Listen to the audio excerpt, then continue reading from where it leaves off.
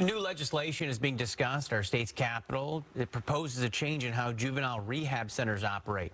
And throughout 2024, Fox 13 showed you how unsafe conditions became inside of the Green Hill facility in Chehalis, and now a bill is working its way through the legislature. But there is a problem. The situation has grown so dire with overpopulation and fights that everybody wants change, but no one seems to love what that change will look like. The bill in front of you strikes a balance of solutions, none of which that I'm overly enthusiastic to be here in front of you today. I just want to be real honest. We're in a real hard spot as a state in this moment. Now, that's testimony from DCYF earlier today, the state agency in charge of juvenile facilities. House Bill 1917, if approved, would allow the state to transfer young adults to adult facilities when they're overpopulated, but it would undo a years-long effort to rehabilitate youth offenders in a safer atmosphere until the age of 25.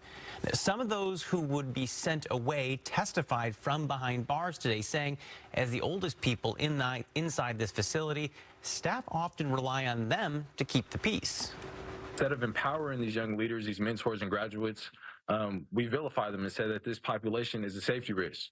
We say that they could take over the facility when those things are simply not true.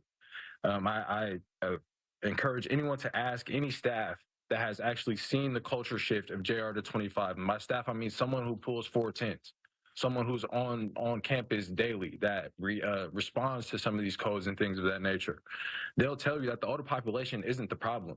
They'll tell you the older population is young men that they depend on, young men that they know can de-escalate confrontation, young men that they lean on to create a positive environment. Now, it's unclear what direction this legislation will go, but it's clear a change in some form is coming. Fox 13 will continue to track changes and the fallout from this legislative session as these discussions unfold.